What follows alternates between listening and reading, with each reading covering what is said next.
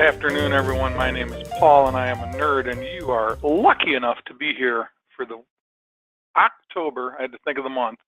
They just mowed the leaves, so it must be October. Didn't mow the grass. Grass doesn't need mowing. They mowed the leaves. For the October 2018 Worldox Virtual User Group Meeting from Attorney Computer Systems. Welcome. Today, we are talking about creating a PDF from within Word and having it automatically save into Worldox. Mary Jo's going to take that topic. And I'm just going to run through some best practices for versioning. Things we've probably covered before, but kind of lump them all together into one session. So without further ado, I'm going to press all the magic buttons that I need to press in order to get into Worldox. And we are going to look at creating a PDF from a Word document. Got to unmute that microphone. Myself. I know it, right? So Paul, I'm just going to go into your favorite files here, and I'm just going to grab some Word documents that are already created out here in Worldox. So there's a couple of different ways that we can do this. We can go right directly into Word, create a Word document, and convert it to a PDF right from Word. Or we can go into an existing document, and we can open it from here. So non-disclosure is a good one. This is a good one here? It's a standard form. Okay, so we're going to go into the non-disclosure agreement here. And this would be a great one to probably turn into a PDF because we don't want to send this to a client or somebody and have them make changes to it. We want to go ahead and have this be a PDF. All the reasons that you want to change it into a PDF. So I've opened this document in Word, and I'm going to go up to the Worldox ribbon in Word. And right over here, we have make a PDF from the doc. So if I click on this, it will go ahead and create that PDF for me, and it's creating it now. And there it is. So now I've got a PDF document right from Word that then I can go ahead and save. And so we'll just do a save as. It will pop Worldox for me when I go into choose a different folder. And now it's going to open Worldox, and I can save this document as a PDF. So there we go. It is now a PDF form, and then I can save it as a new file. So that way that I have it in there. I don't want to really replace my Word document in case I do have to make changes or whatever. But I can just save that as a new file, and now I've got that particular Word document created right from Word without any extra programs or anything to do it. It's changed into a PDF. Now you can also do this with new documents. I'm going to get out of this. And if I just go into Word, get into Word, there we go. And we're just going to go into a new document. Maybe. I'm getting there. Whoops. Maybe not. Let's get into Word. Here we go. Just taking its time. I didn't laugh at you. This is taking its time today. There we go. So I'm just going to do a test document here. And again, Worldox, and I can make a PDF document from here. So again, here we go. I didn't have to save the Word document first. So if you're in Word and you don't need to retain that original Word document, you just want to go ahead and create something and turn it into a PDF and save it to Worldox, you can do that as well. And again, depending on what kind of version of PDF maker you have, whether it's Adobe or, whatever you're using, that's going to be the default here. And then you can go ahead and you can just save that document now into Worldox as a PDF without saving the Word document first. So either way, either an existing document that you already have in Word or a new creation, and you can go ahead and just hit that on the Worldox toolbar, make a PDF from the doc. Paul? That's awesome. So I'm going to talk about some versioning best practices. So I'm going to, don't close Word. Oh. So I'm going to stay in Word, and maybe we have closed it, so that's all right.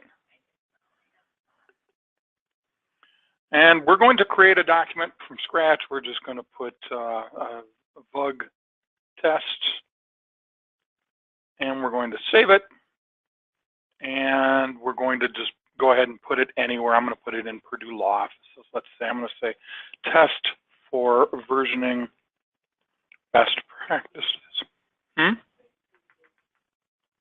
Okay. Best practices. Doesn't like that word versioning. And we'll put it in Scooby-Doo Incorporated, matter 0, and I'm going to call it a sample. And so we have created a document. Now, I'm going to go ahead and close Word because the assumption is that I come in later and let me just get out of here.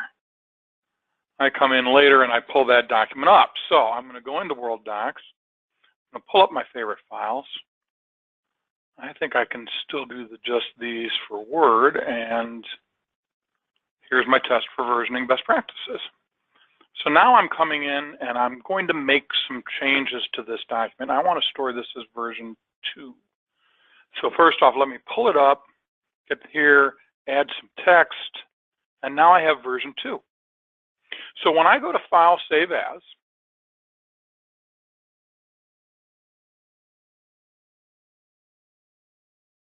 I am given an option here. I can replace the file, which means I really meant to hit just save, and I just want to replace the file. That's not what I want to do here.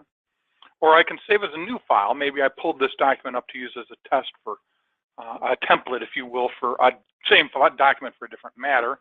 Not what I want to do here. But you'll notice in the middle is a button that says Save as version 2, and it knows that I only have one version, so it is telling me that I have the option to save it as version 2. If I already had 7 versions, it would be prompting me to save as version 8. I'm going to go ahead and save this as version 2, but before I do that, I'm going to make a change to the description. And I'm going to ignore the fact that the word versioning isn't real. And now I have 2 versions. I'm going to go ahead and close Word, and I am going to go back into Worldox, and I'm going to refresh. Oh, didn't need to, because just as I hit refresh, we saw this little 2 pop up. Now, that does not mean that this is version 2. Beware, this is the whole group of documents. Now, that's very cool. Think about the way you may have done this before when you were dealing with Windows File Explorer. You had 7 versions of a document. You had to name each version in such a way that it would you were trying to keep them together. So when you were sorted by name, if you named them appropriately, they were there together, and that was great. And you could see that there were 7 versions. But they were all listed as separate items. They were all separate items in the file. The way Worldox does it is to group them all together, and when you hit the List Versions button, it will show you the different versions. And you'll note that version 2 has the note Paul changes, and version 1 has a separate description that really just indicates it's the original document. And so no longer do you have to group them together or name them in such a way that's going to group them together. That had a lot of flaws. If you all of a sudden decided you want to sort your File Explorer list in the old-fashioned Windows File Explorer by date modified, you have just blown away that grouping that tells you that there are 7 versions of this document. That's not going to happen here, because you're always looking at it as one line item, with the last modified date being the modified date that kind of takes precedence in this listing. Okay. Now, there's a potential problem in that you will need to save something as a version, but it's not already associated with it. In other words, you saw me open up the original document, add some text, and when I went to save as version 2 as an option. Why? Because it knew I had opened that document, and it knew that I had, when I went to save as, that I might want to save it as a new version of that already existing document. Let's type some text here, and let's say that I want to save this, but I want to save it as version 3 of that document. Now, the real world case for this is you send a document to opposing counsel, they change the name, and so Worldox no longer knows how to associate it back with that original document. And now you've gotten that back with their changes, and you need to reassociate it with the original document. Make it version 3 of that. That's kind of what I'm simulating here. So I'm going to go to Save, and when I get into my profiling screen, I didn't mean to do that. Let me just do this. When I get into my profiling screen, you'll notice Save as version 2 is not here, okay? or version 3. Thank you, Mary Jo. And it's asking me to save it as if it's a brand new document. That's not what I want. You may notice this, save as version, and when I click that, what it does is it takes me to Worldox file list, gives me the option to search or use direct access or use what I'm going to use, which is favorite files, to find the document that you want this to be version 3 of. So I'm going to go up to the top, and here's my test for versioning best practices.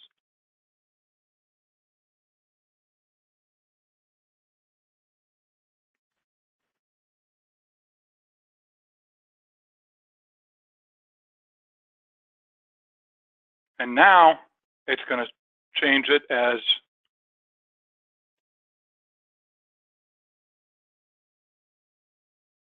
save it as version 3.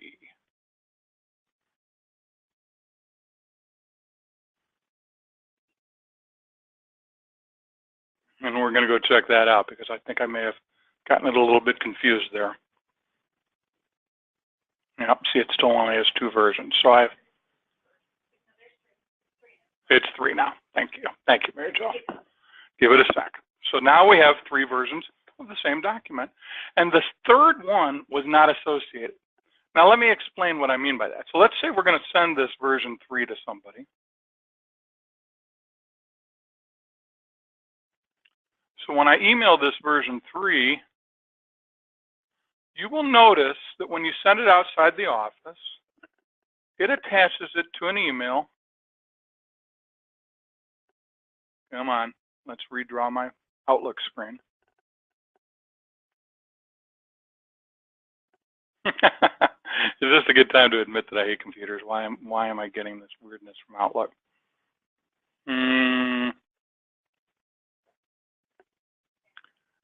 Well, I'm having an Outlook problem. Yeah, let's do this a little differently. I apologize. I'm having an Outlook issue. So we're just going to go attach it this way, and we're going to attach from Worldox.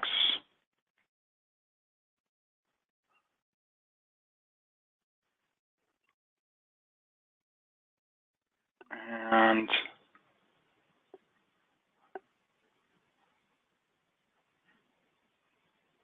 attach full copy.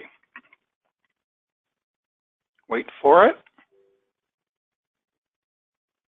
So you see this is the doc ID, this is the site ID. These 2 things together in a parenthetical note at the end of the document name pinpoint this to have been mailed or created in Worldox with that doc ID at that site, at that firm, at that Worldox installation. If your recipient gets this, makes their changes, does not change the name and sends it back to you, when you drag this up to Worldox and let go, it'll say, oh, I got that one. He must want to save this as version 2 and that will be, or version 4, and that will be one of my options. But if your recipient changes the name and eliminates the doc ID and the site ID, there's a good chance that Worldox won't have what it needs to know where this goes and know that it should be a version of an already existing document. That is an example of when you would go ahead and save it, and when it wants to profile it as a brand new document, you'd say save as version, you'd point to the one that it needs to be attached to, and you're back in business. You've got that new version reattached to the other versions that are already in Worldox. That's why I showed it to you that way. I didn't have time to actually email this to somebody, have them email it back to me stripped out. I was simulating that. So those are our best practices. Save as using save as to Worldox, and it will ask you, do you want this to be version 2, version 3, version 4? And then when you get something back that has been disassociated with the original file, simply say, when you go to drag it into Worldox or save it into Worldox, simply say save as a version and point to that document you want to reassociate it with. And there you have it. Now, for next month, we're talking about the don't show again as one of my favorite topics. Have you ever said don't show again and then realized, you know, one of those boxes pops up? You should be aware of this, and there's a little checkbox that says don't show again, and you check it, and then that message never comes back up. Well, every once in a while, we have people that really didn't mean to say don't show again. They do want to be reminded of whatever it is that was reminding them. Mary Jo's going to show you how to selectively get those messages back so that the ones that you really do want to continue showing will continue to show. I'm going to talk about signature and email best practices, where to drag emails, where not to drag emails, how to make sure your signature shows up, things like that. That's next month in our Worldox virtual user group meeting. And of course, it wouldn't be a Worldox virtual user group meeting if I didn't take you to our website, which is attorneycomputersystems.com. Notice the emphasis in the last S in the word systems, because without it, you will not get to the right place. If you will click on the word videos, you'll be taken to a list of all of our video content titles. We have 4 live events and 2 pre-recorded titles. You are currently in one of the live events, a Worldox virtual user group meeting. We also have tabs and practice master virtual user groups, and I have a monthly webinar that I give called the Coffee Pot Webinar, where we take people that work at companies that have products that add value to tabs 3 or practice master or Worldox, and we invite them in to show us their product and explain how it enhances the value of one of the core products, tabs 3, practice master or Worldox. We also have our non-live video titles. Mary Jo has her eBytes video series. She records 3 of these each month, 1 on tabs, 1 on practice master, 1 on Worldox. They're very short. They're 2 or 3, sometimes 4 minutes. We take something really cool that we think everybody should know that we can explain very quickly. We put it in an eByte. That's hard to say. For those topics that are broader or require more depth of explanation, we have the Paul and Mary Jo show, where either I or Mary Jo will take a topic that we might spend 10 or 15 or even 20 minutes on explaining and digging into the deepest intricacies of how that feature or function works, and getting very deep into the weeds, so to speak. If you go to one of our live events and press more info, you will see that just like any non-live, you'll have a description at the top, you'll have recorded versions down below, but you'll also have registration information for the next event. With 2 links, one doesn't show where you're going and one does. They take you to the identical place, but some people don't like clicking on a link that they can't see where they're going to go. And then as you scroll down, you will find recorded versions of everything that we've done prior in that particular title. This is the Worldox virtual user group meeting. This is the one you're in now. That's why it's in post-production, but here's one from last month. And as we scroll down, here's one from 2 months ago, and we'll get to one from 3 months ago, et cetera, et cetera. If you're less of a browser and more of a take me right to what I want to learn about, you can type a word in here. A quick list will pop up showing you where you will find that word, or you can get into a more in-depth list by either clicking enter or hitting enter or clicking view all results. So there you have it. We have over 800 videos on our website, lots of content, lots of information. Please take advantage of it. It's out there for you 24 hours a day, 7 days a week, 365 days a year. Everybody have a good rest of the day and a good rest of the month, and we will see you in November. Thanks, everybody. Bye-bye.